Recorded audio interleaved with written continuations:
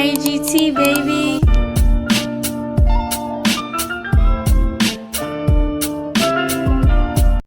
What's cracking, y'all? It's your boy Drinking Mafia coming back to you with another video. So we got to talk about what happened at Night of Champions, and man, I'm shocked. What I thought was going to be predictable, hence the reason why I didn't do a prediction video about Night of Champions, because I felt like, what was on the match card and seeing how things been turning out as far as storyline wise and what they was pushing to us, when it came down to these stories, it made no sense to do so. And we kind of, predicted it, especially me, how things would turn out. And, I feel like I was taking this excitement with a grain of salt for Night of Champions. But what do I know? I got completely shocked about everything that transpired. The fact that Obafemi is your king of the ring, and Sami freaking Zayn has done it and is now the undisputed WWE champion. Who would have thought him and other people was able to get the job done? And how it happened was crazy. So I'm definitely want to deep dive into this and talk about what happened on the show. Now, before I get into it, I didn't get a chance to go live for it because I was in Philadelphia celebrating my niece sweet 16. So I know her birthday is a couple of days away, so I just want to say happy birthday, KK. Uncle, love you so much, and I had a good time. Yesterday. This is when I'm filming it on Sunday right now.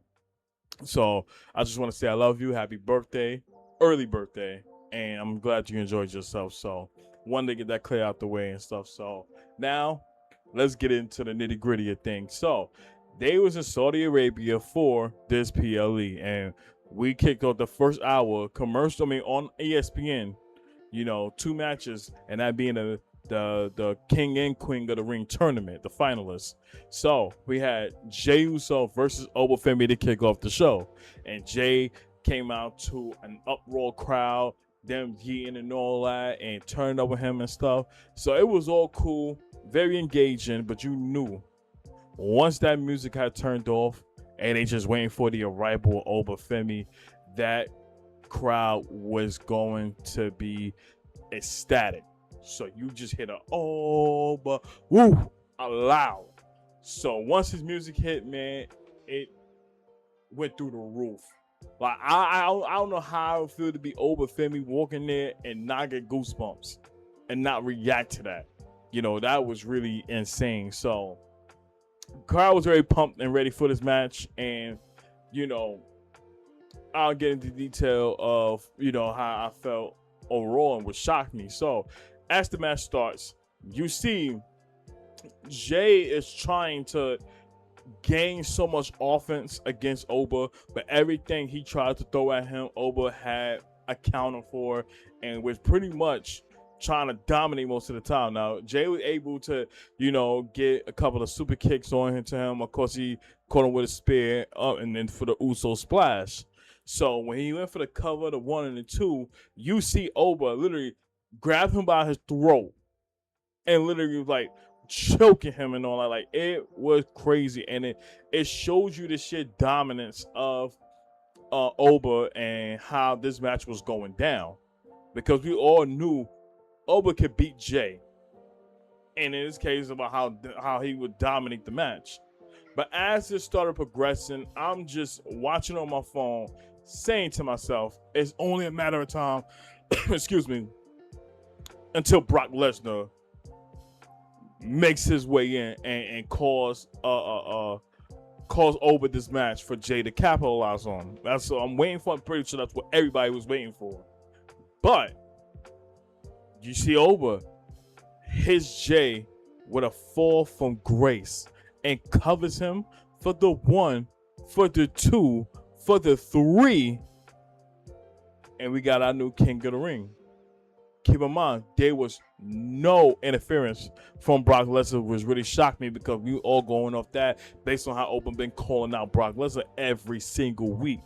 and or either calling him out or in this case has been sneak dissing him.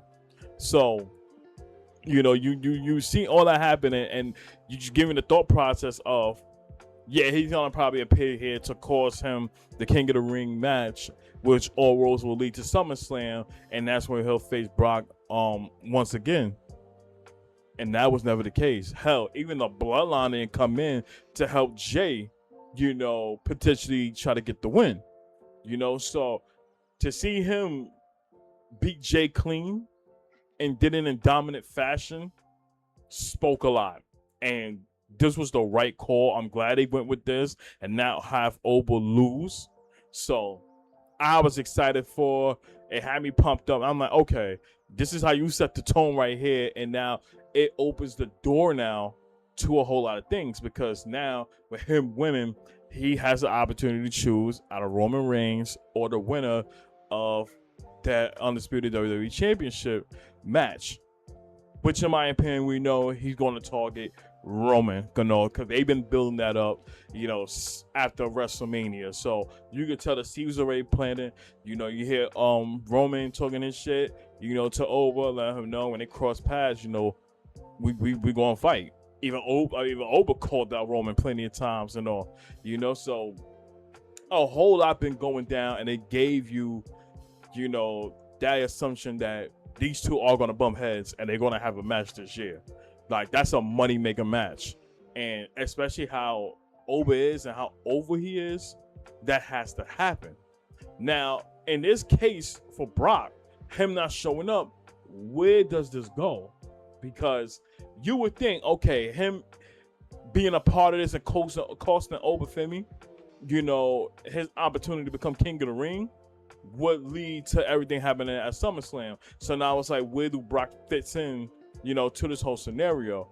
And then I thought about it, and I know you have signing main event out here in MSG, and this is where things get interesting, because Oba best believe is going to have a match on against who we don't know, but maybe that's the moment right there.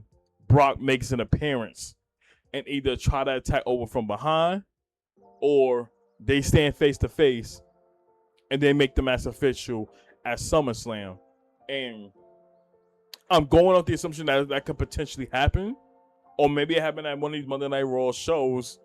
Maybe it will happen tomorrow. Who knows? But one thing's for sure, two things for certain. I believe we're gonna have that, and if anything, I feel like Oba gonna pull a double duty, similar to what Roman did at WrestleMania 40, where I was there, where he did the tag team match with The Rock versus Cody Rhodes and Seth Rollins. And of course, him winning that match, he'll have the Bloodline Rules match for night 2. So we could get something similar to that, which I'm here for. If they somehow can be able to get Oba to pull a double duty facing Brock Lesnar night 1, beats him, and that will be Brock's swan song. I will hope it would be, because I feel like it shouldn't go past that. I think once that the dust is settled and they do face each other at SummerSlam in Minnesota, be done with it, because you don't want to overstay his welcome. And the only reason Oba could get some type of buzz, in my opinion, now is that he's facing people like Brock Lesnar. Like, I wanted to look past that and have him looking towards the high roads like Roman Reigns and all that. So I would hope that we done with, if that's what it go with. He beats him, and then they face Roman Reigns. If he beats Roman, he might be untouchable. To the sheer fact that you better knock the beast out, and then you go on to night 2 and you beat Roman Reigns, oh, that's going to take him towards the stars, the moon, the nebula, whatever you want to call it. He clips all of that. He's on a high level. This is your future. This is your franchise guy right here. And you take the bull by the horn and you never let go. That's who Oba Femi is right there. For as dominant as this man is, coming on the main roster this year and be on an absolute tear, You do not mess that up. And you know, if you pull that off and he goes and beat both of these guys on night 1 and night 2 of SummerSlam, sky's the limit. The sky's the limit. So I'm kind of like predictioning right now. I'm not saying it's gonna be guaranteed, but you never know what can happen. You never know, but it kind of gives you that assumption right now, because I don't envision a circumstance that I see Orton going for the undisputed WWE Championship. Absolutely not. He had his eyesight on Roman, and have him face them, you know, at like a top PLE, like a SummerSlam, because I don't think they're gonna push this all the way to WrestleMania next year. That I don't see. So, yeah, all roads could probably lead to overpulling double duty, and I'm here for it. I'm excited. I cannot wait, and I'm definitely looking forward to what's gonna happen on Monday Night Raw, especially when he do a Ross, because you know business is gonna pick up. You know it is. So that was dope. I enjoyed the match. I'm glad the right person won there, and that was a good way to kick it off. So it had me very surprised, and I'm all right. Let's see how things turns out. So we had the Queen of the Ring tournament coming up. So yeah, EO taking on Liv Morgan. And if I'm being honest, I said this countless of times on my live stream, Liv Morgan shouldn't have been in this tournament in the first place, because she's already the women's champion and she's a household name. Like, she doesn't need the tournament to even get any more, more attention to her. You a champion. You're good. I feel like it should have been somebody else in her position that's up and coming, that needs that type of recognition and make things more interesting, to the point where when if they lose to EO, guess what? Them putting it all out there and making that match a 5-star classic will gain a lot of attention, and you can build off that. So I feel like it's different talents that could have had that opportunity there, but they just have to go with Liv Morgan. And in my opinion, I could just go off that they ain't had nothing for her. But there's many things they could have did, especially if you're not having Roxanne or Raquel in the mix of all of this too. They could have done something else. But you have Danhausen coming out there, and he pretty much was talking and all. And then of course Liv Morgan comes out of nowhere, and she pretty much telling Danhausen that you need to go pay Dominic the money that you were set to do and stuff like that, but never got it done. So Danhausen gonna say, I don't like the way you talking to me like that. So as a result, you are cursed. So after that happens, Liv is pissed. She slaps the shit out of him and then proceeds to walk towards the ring. Now, we already knew the minute he did that, the writing was on the wall that Liv is gonna lose this match.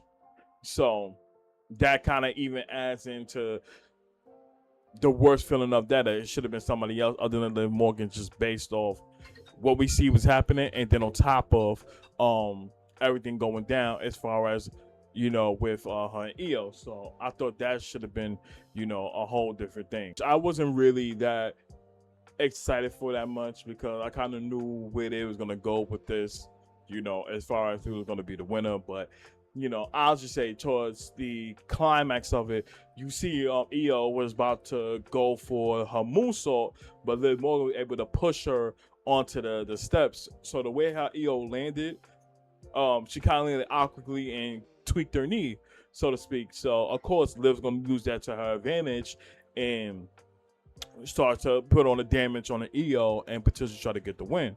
So once she thought she had the upper hand, EO was able to counter it and with the go in the ring and hit her with the moonsault, and that ended up being the finish of the match. And now having EO as your Queen of the Ring, once it was all done, she wastes no time and told Liv directly, I'm challenging you for that Women's World Championship. And I knew that they trying to set up a scenario where you have EO taking on Rhea Ripley at Crown Jewel, doing a champion versus champion match. And although that sounds good, and I would love to see that loss because of the history with each other. I would not be surprised that if Io faces Liv and Liv end up winning that match, and we get Liv versus Rhea Ripley, and Crown Jewel instead. So it's multiple ways this can go. So only time gonna tell. But I do feel like once again, putting Liv in this scenario of being in the Queen of the Ring tournament was just dumb. It was just dumb. And I'd rather it could have been somebody else that was up and coming that could have gave a lot more of an interesting match for that to be the finals of the Queen of the Ring tournament. And there's a lot of participants I think it would have fit well for it if that happened. Case in point, if she didn't have the title, I would have put Soruka up there. I would have put her up there. So there's a lot of opportunities there, and I felt like it kind of felt flat because we kind of knew how this whole thing would turn out and who will come out as the winner. So there's that. So it is what it is. Did I really care about that match that much? Not really. But I'm glad the right person won, that being Io. And, now we see her going to face Liv Morgan, at SummerSlam. So we'll see how that whole thing turns out. Now, this is when the show started to really pick up a lot more, as the next match we were going to have, once they was done with that first hour on ESPN, and then you had to watch it on the actual app itself or whatever you was watching it from, we got the steel cage match of Braun Breaker taking on Seth Rollins. And in my opinion, this was match of the night, bar none. Like, this made a steel cage match so much fun and interesting. And I'll explain why. So, Seth comes out first, and before he gets in the ring, man, wastes no time. Start pulling out chairs, start pulling out tables that didn't even have the Slim Jim logo on, which I was excited for, and starts tossing them in the ring, So he gets into there, takes his chair, and sits right down, waiting for Braun Breaker's arrival. So Braun Breaker comes out there, and he's not with the Vision. He's not with Logan Paul. He's not with Austin Theory. Hell, not even Paul Heyman is there. He just on his dolo shit. So he comes towards the ring. Before he gets in there, he said, since you got chairs and tables and stuff in there, you know what? How about I add some more? So I added even more chairs and stuff like that into the mix. So now, business is about to pick up. Just arriving them going on for damn near like 2 months, so to speak, probably longer than that, prior to Seth getting hurt. So it's like, if you're gonna do this with this type of stipulation, you gotta go all out. So he gets into the ring, the bell rings, both men are literally sitting down, staring at each other like locked eyes, and pretty much you hear Seth saying that, this is it. You and me in the middle of the ring, I'm gonna lay your ass out, and I'm gonna win this match. So now it starts to begin. Braun Breaker starts to dominate most of the time and all, and you saw Seth try to gain some type of momentum, but he's having a hard time doing it. I did like a spot where you had Braun Breaker do the Breakensteiner to Seth, and it's a bunch of chairs, in the area where Seth fell at. So I think that part was dope to see, and he pretty much collided with it. So I thought that was fun. It was another spot where thing I say for Braun, he was also, when he was dominating Seth, talking shit like you owe and all that stuff, and this is what you want, and like, I'm gonna make sure you die. And it's been like, he's added a lot of seriousness and energy into this match. So these are two guys that are trying to kill each other, so that's what makes it even more fantastic. Then it was a spot that I thought just shocked the hell out of me, where it was a table spot. And we got both table spots. The next one I will get to later on in the match. So the table spot right here, you have literally Braun Breaker on top of top of the cage. And you see Seth, and he's lifting him up and hits him with a superplex, landing exactly on the table, which I thought was shocking to me. That was a holy shit moment right there. Very dangerous, but they executed that properly. And of course, you gotta go for the 2 count, and they're kicking out. And you see Braun's face, and he got a cut underneath his left eye, and he's looking like a Crimson Mask, like a badass. No pun intended. So now it adds even more excitement to the match that we had color. And I remember I did say, on my live stream, I'm like, once this match it got confirmed, I say it has to be color. If this is gonna be the culmination of the feud, there need to be color involved. And long and behold, Braun Breaker was the one to end up being bleeding and stuff like that. So as the match continues on, you see Seth try to, I guess, try to put some, get some more offense in, but Braun Breaker end up taking advantage of it and does this crazy spear when he runs the ropes, and then spears Shotty right after that. So once it was done, he tried to pin Seth for the 1, the 2, and it was a kick out. So match still continues. Braun Breaker's pissed right now, so he's making his way towards the front of the cage to try to escape. Then Seth comes behind him and told him, like, don't take the coward way out and try to escape the win. Like, put me down. Like, end it right here and there. So of course Braun takes the cage door and slams it into Seth's face. So taking his word on putting him down for good, Braun tries to do that and try to put Seth through put Seth through a table that was in the corner. So as he's trying to charge at him, Seth gets out the way. Braun collide into that table right there, and it is broken to pieces. So he looks out of it, and of course Seth takes advantage of it.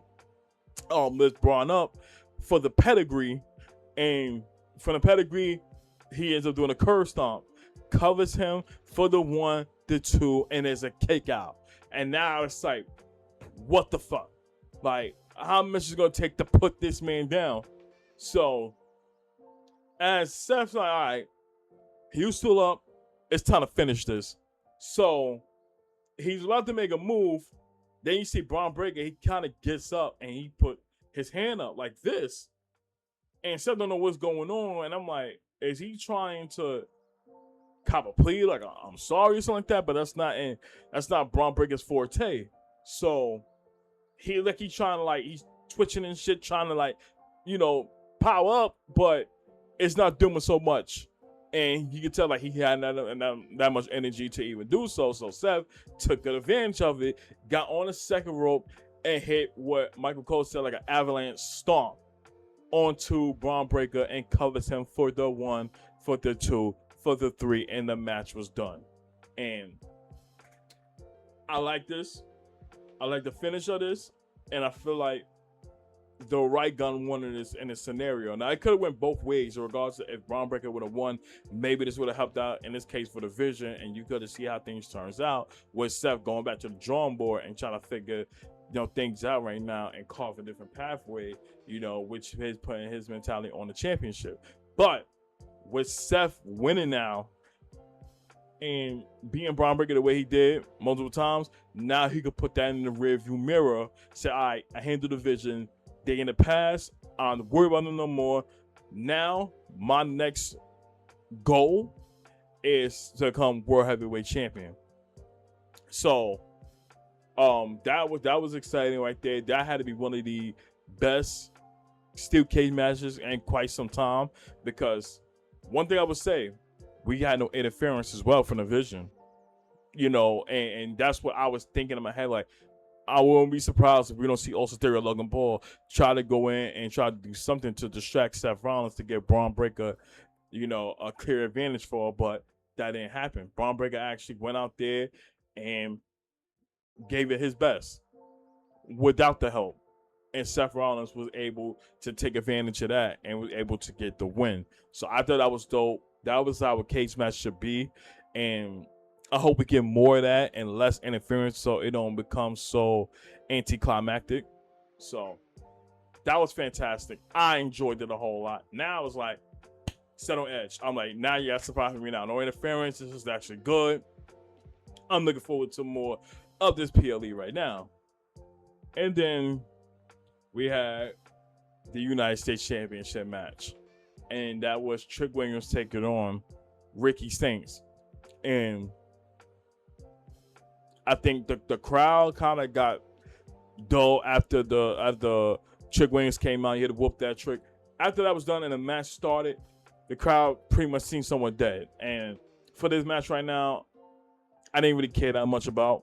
You know, you seen Lil Yachty. You know, he had this bedazzled kendo stick, and you see Ricky's he starts to get it, but he bangs it on like the steel steps and toss it to Lil Yachty as if like he had him, like he hit him like typical Eddie Guerrero type shit, and he fell out. So the ref turns around, caught on to that, and as a result told Lil Yachty, you got to get away from ringside. So, and I thought it was crazy because if you think that would happen and he quote unquote hit Ricky Saints with it, shouldn't Trick Williams get disqualified from that? But hey, teach his own. So we didn't see Trick Williams for the whole match and all. And at this point right now, it was just back and forth. But the end of it, Trick Williams was able to hit Ricky Saints with the trick shot, cover him for the 1, 2, 3, and was able to retain the title. So once the match was done, you see Ricky pretty much lurking around where Trick Williams had his back turned because he's on the top row celebrating. So as he's trying to happen, Lil Yachty comes into the mix and hits Ricky Saints with a kendo stick and stuff, and then proceeds to do his own version of the People's Elbow, which, did we really need that? No, absolutely not. So, although it's dominating, you hear Michael Cole, I guess, reciting one of Lil Yachty's lyrics to one of his songs and all. Don't judge me. I'm not a big Lil Yachty fan. Really don't know that much of his songs and shit. So to hear Michael Cole say it was dope to hear, but people may not care. Whatever the case is, I just wanted the match to be done because I felt like it just didn't bring that much excitement to me, in my opinion. So there was that. Then we had Jade Cargill taking on Tiffany Stratton for the Women's United States Championship. And same here, didn't care that much about. And granted, this was the first time this Women's United States Championship been defended on the PLE, which is, I can say defended on the PLE. Actually, no, I take that back. It is. Why? Because I'm going on the assumption that Tiffany Stratton and Charlotte face each other at WrestleMania, but that was for the Women's Championship. But this be the first time that a Women's United States Championship being defended on the PLE is crazy. It is crazy. And they really need to do a hell of a better job with that. So, because that's a title that is literally a championship that should be on PLE. And I've defended on a regular show. But they don't deal too much with it for us to really care about. So I hope they do a way better job with that and really get that whole thing situated. They really need to. But to get back on topic with the match, you knew it was going to be some interference, especially with B-Fab and Meechin being there to pretty much trying to distract Tiffany Stratton, and of course that Jay take advantage of it to come out with the win. So as it happened, Tiffany tried to fight him off and all that stuff. You see Chelsea Green appear from underneath the ring and was just pretty much taking out both B-Fab and Meechin to even the odds right now. So Tiffany could pay more focus into her match with Jade. So once that was done and Jade pretty much got the upper hand, and you think, all right, it's that time she had to put it away. Here comes Charlotte Flair, and she grabs the title and just bonked the shit out of Jade on top of her head with the title right there, which I thought was crazy. A crazy spot there. But once it was done, of course, Tiffany took advantage of it, went up for the prettiest moonsault and got the win with that. And in my opinion, I could tell they just setting up a one-on-one match with Charlotte and Jade Cargill. And I'm all for it. It don't have to be for no title or anything. Both women got history with each other, so you can do something with that. So I'm excited for how that's going to turn out, and I will hope they actually do give them some time and really build something with this, because this could also be a top match right here. But This is WWE we talking about in 2026, and every match that we think okay gonna be outstanding can come out to be a clusterfuck. So we'll see what happens, and I really hope they really take the time and give these women, you know, some time on screen and make this feud worth something. So there's that. But Tiffany won, right person won there, and you know, we can move on from that. So I think that was the low point of the show. Those two matches was the low point. But now we get to the main event. The triple threat. Cody Rhodes versus Sami versus Gunther. And to be honest, I chose Cody to retain because I didn't envision the circumstance Sami would win, let alone Gunther would win after how many times he kept getting screwed over. So I want to bring this up. When Sami came out there, and he came out there to a loud ass pop, that Saudi Arabia crowd, they love them some Sami Zayn. Like, that's their hometown hero, so to speak. The same way you go to Canada and he's beloved over there, it's the same way he is a Saudi. So comes out there, and Michael Cole made an interesting he said something on commentary where Sami Zayn have never won the big goal, the big one, for like, I think he had like, what, 10 or 11 attempts and always came up short. Won every other title except that one specifically. So when you heard that, you knew something was up. Something was up. And also, you hear on SmackDown when Cody and Sami had that interaction with each other, Cody had told him, he like, when Kevin Owens had stabbed me, he stabbed me in the front. And he was able to become world champion. Whereas for you stabbed me in the back, but never had captured the title at all.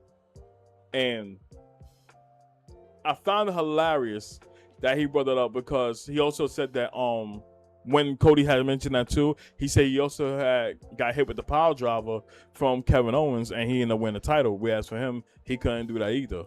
When he mentioned about the power driver as well, like, you just ain't have it in you, like you don't got what it takes. So remember what I said, that because it plays a focal point in that match. So Cody comes out there, Gunther comes out there, match starts. Now both men are literally pulling each other out the ring to pretty much beat up on Gunther. Like, Gunther was a punching bag for, I say, those first couple of minutes of the match. Like, he was just getting hit out the head from either Cody or Sami. So once that did settle down, Gunther was able to go on a tirade, trying to hit them with multiple power bombs and stuff. Hitting Cody with a power bomb, then he tried to hit one with Sami, but Sami was able to get out of that and reverse it into like a Mexican destroyer. And you know, it's not the move, but it's similar to it. I also mentioned Cody. He also had got some offense on Cody, even try to hit him with a Blue Thunder Bomb. But of course, you know, Cody ain't gonna lose to no Blue Thunder Bomb. That's not happening. So there was that. But as like I said, when they was trying to gain some type of offense, they kept pulling each other out the ring and all. And Cody got fed up. That's when they had their little brawls and stuff like that. And then every time where Sami would turns attention to Gunther and he thought he had the advantage and all, of course Cody would pull him out, and you know, he tried to, you know, get the upper hand there. So this time around they end up taking the action outside the ring. So he gets on the announce table and Sami is trying to hit the power bomb, a power driver on a Cody on the announce table. And remember, giving shades of what Kevin Owens used to do as well. You know, Cody was on the receiving end of that. So to see that happen, Cody was going to try his hardest to not let that happen again, courtesy of Sami. So he was able to reverse it and was able to toss Sami onto the announce table and ended up breaking. So at that moment there, Gunther's already getting up because he had a lot of time to rest up because, again, Cody and Sami was gaining the more attention towards each other, and that gave Gunther an opportunity. I'm rested. Time to get back in this matchup. So now he turns his attention to Cody Rhodes and ends up hitting him with a power bomb onto the announce table, but the table ain't break. So he like, it ain't break this time. Fuck it. And the crowd saying one more time. So Gunther was going to block. So you know what? Let me try this again. So he ended up hitting Cody with another power bomb a second time around, and then of course the table had broke. So he gets Cody into the ring, and now Granted locking a sleeper hold on him. So as this successfully happens, and to the point where Cody had dropped down, and it's like he started to fade and pretty much pass out, which would have get Gunther the win. Right when Cody's hand was going down, you see Sami grabs his hand to pretty much save him from either tapping out or for him dropping down, and the ref called the match. So once that happened, of course, Gunther was going to get fed up. So this is where Sami turns his attention to Gunther, and now he started to gain offense and locked in his version of a sleeper hold on Gunther. And I can say Sami was stealing everybody's supers, which was insane. He locked in a sleeper hold on Gunther and went in the corner and hit Gunther with a haluva kick. So he covers him for the 1 and the 2, and Gunther kicks out. Like, it was a very, very close 3 count, but Gunther was able to kick out of it. So now in this case, Sami trying to find some type of way it happens, but in the midst of that, here comes Cody. And now Cody, trying to gain momentum to try to hit Sami with a crossroads, but Sami was able to reverse it and hit Cody with his own version of a crossroads. So once it was done, same scenario with Gunther. Cody's getting in the corner. Sami sees there's the right opportunity to hit him with a haluva kick. So when like he about to attempt it, here comes Gunther out of nowhere, locks a sleeper hold on a Sami. So now he's trying to fight off and all, and Cody of course takes advantage of it and hit a double crossroads onto both of them. So once it was done, Gunther's out the equation now, so only leaves Sami in the ring. So now he has Sami up, trying to hit him with another crossroads, and Sami was able to reverse out of it. And when it looks like Cody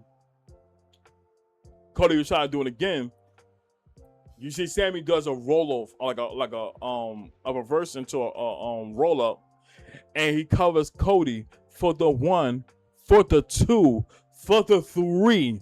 And when that happened, I had literally sat there. I was shocked. I'm looking around like, did this really happen? Did Cody really lose to Sami Zayn? Somebody that Sami couldn't beat. And he finally did it. And he did it with a roll-up. It don't even matter. He had to hit a finish on him. The sheer fact that he had got the win over Cody spoken a lot. And it's the same Sami Zayn when people didn't think that he would win a championship, including me, did the unthinkable. And that right there was just shocking. I couldn't believe it. And it really speaks a lot about what he had to overcome, because this is somebody who kept crashing out on water bottles, having hissy fits, all of that stuff, and got the job done. This is the same guy. He said once everything was done and it's time to focus on him, he wanted to become world champion. And he said that at the beginning of this year, I'm going to become world champion. I don't know whether that be the World Heavyweight Championship or the Undisputed WWE Championship. One way or another, I'm going to become champion. So he stuck to himself and meant every single word when he said. And to overcome the odds for so many years, starting with WrestleMania 39, when he was able to dethrone the Usos after a long title reign with the tag titles, and him and Kevin Owens, became tag team champions. Then we talk about WrestleMania 40, when he stopped Gunther's 666 title reign with the Intercontinental Championship and beats him, and they end up becoming Intercontinental Champion, until now when you pin Cody Rhodes at Night of Champions and you become the new Undisputed WWE champion. And that right there was spectacular. Crowd was at an uproar. They was hype as hell. He got emotional and stuff like that as expected because nobody saw this coming at all. Nobody. And, he's celebrating up on the ramp. Pyro going off for two side of the crowd. Like, it was a heartfelt moment. Whether people disagree with it or not, bottom line is, it's like, you gotta understand where he came from, how many fucking bumps in the road he had to go past to get to where he needed to get to right now, and that was champion. And he managed to eclipse that. And to do it against Cody, which, in my opinion, Cody doesn't get pinned that much. If you look at the track record since he came back from wrestling, came back to WWE, there's only a handful of people that actually pinned Cody. That being Drew McIntyre, Roman Reigns, I believe, not Brock Lesnar. No, not Brock Lesnar. It was a couple of people that actually did it. And for Sami to be on that list, come on, man. You got to give the man his respect. You got to give him his respect. And I thought that was a dope moment. Happy to see. I enjoyed it for him. Now, do I expect him to have a long title reign? Not really. I don't know who he would potentially lose it to or whatever the case is. But one way or another, he ended up getting the job done. So now, two things have happened.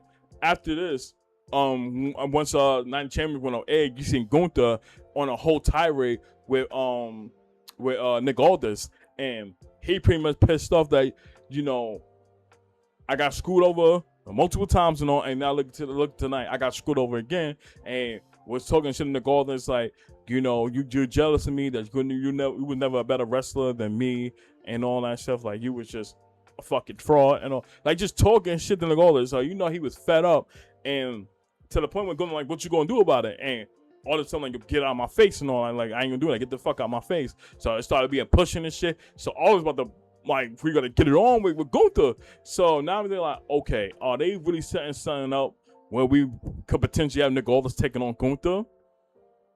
That can happen because they've been bumping heads with each other a whole lot. Or it's just something that Gunther might just get sent back to Monday Night Raw again. So I don't know. We will hope to see what will happen there, but they literally planted some seeds when it comes to that. And now it makes things more interesting because what happened on SmackDown. Now that it's going to go back to 2 hours, now it makes more things interesting. And then also in this case for Cody Rhodes, him losing the title, of course he's going to try to run it back, most likely at SummerSlam against Sami. So we had to see that happening. And then also, where do CM Punk falls into place with this? Because Punk told Cody, you never know when the opportunity might present itself, talking about him probably challenging for the Undisputed WWE Championship. But now that they're having the mornings in the hands of Sami Zayn, what can happen is? So there's a lot of questions leaving there. And then what I feel like now that this happened, when it comes down to Cody, he shouldn't be having no more championships anytime soon. Like, I think now that ship has sailed, keep him away from it. You can keep him in a fuse right now that doesn't revolve around a title. You can do that. And I'm talking about WWE.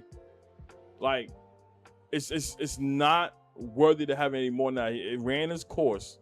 He had it for almost close to a year now after beating John Cena for it. So I think that ship has sailed and they could go a different direction.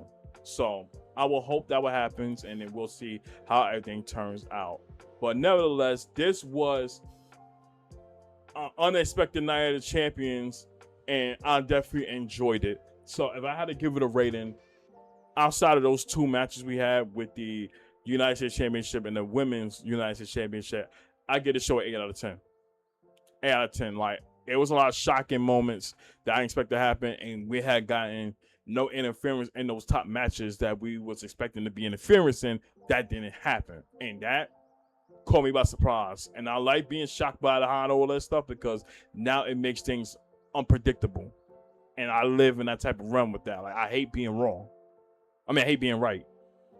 So this is things I love to see, and I hope they build something towards us now, especially when it comes down to SmackDown, which you're gonna need that a whole lot more. So now it's a whole lot can be talked about between Cody, Sami, Gunther, Nick Aldis, all this stuff. So we'll see how things turns out, but I definitely enjoyed it for what it was, and hope to see how things gonna turn out with Saturday main event on the horizon, and of course SummerSlam following up. So comment down below. Let me know what was your thoughts on Night of Champions. Did you enjoy it? What was your favorite part of the PLE? And are you excited for what's to come now leading up to SummerSlam? But I definitely want to hear your opinions down below. I appreciate your love and support. Road to 300 subscribers. Continue to keep God first. Trust the process on anything that you do in life. Your time will come. And I'm going to catch y'all in the next video.